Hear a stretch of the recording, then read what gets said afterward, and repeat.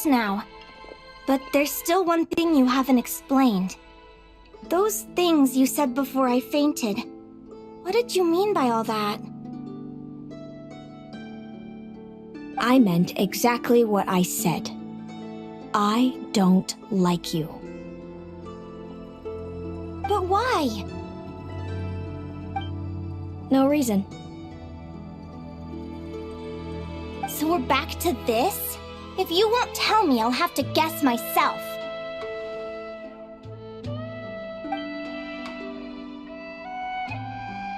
Celino, are you jealous of me?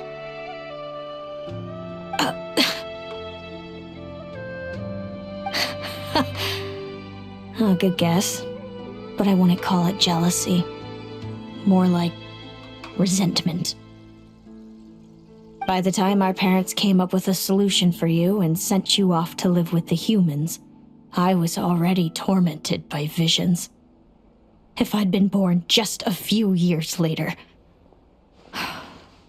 How cruel fate can be. Mom and Dad would sneak over to Nodcry to see you sometimes. They talked about you non-stop. Even that human child got more attention than me. I came with them once, to Nodcry.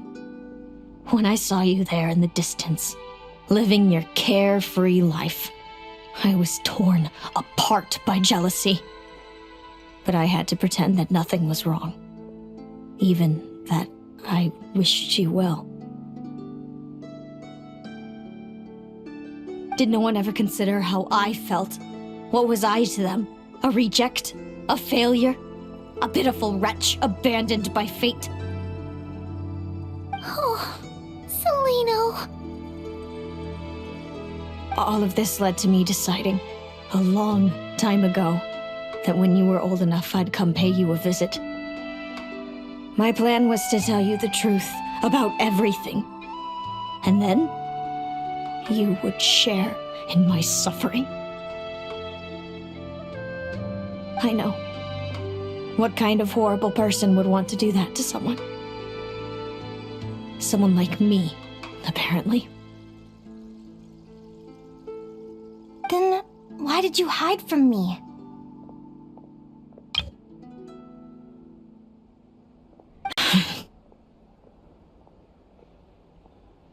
You really want me to keep guessing?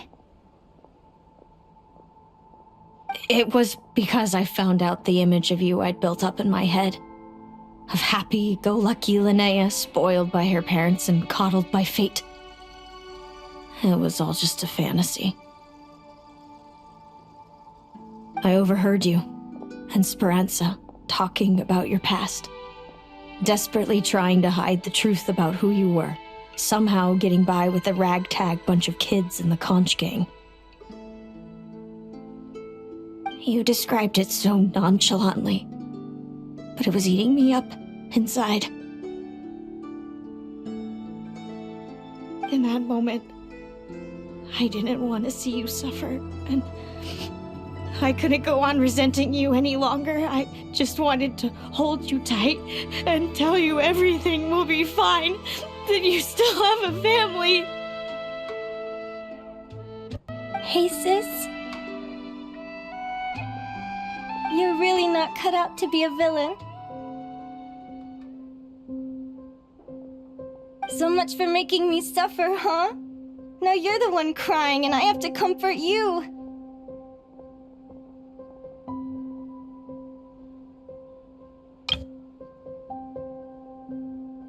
But I understand now. That feeling you had, it wasn't resentment. You were just lonely.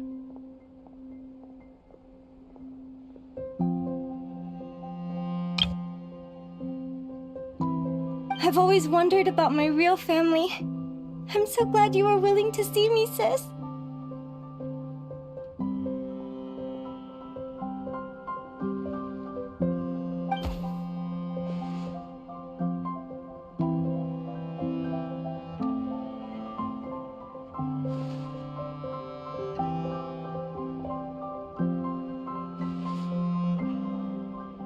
Thank you. All of you. This is not how I expected this to go. Don't mention it. Paimon thinks it's always best to get everything off your chest. That way, everyone can go back to being happy. You're right, Paimon. I haven't been this happy in a long time.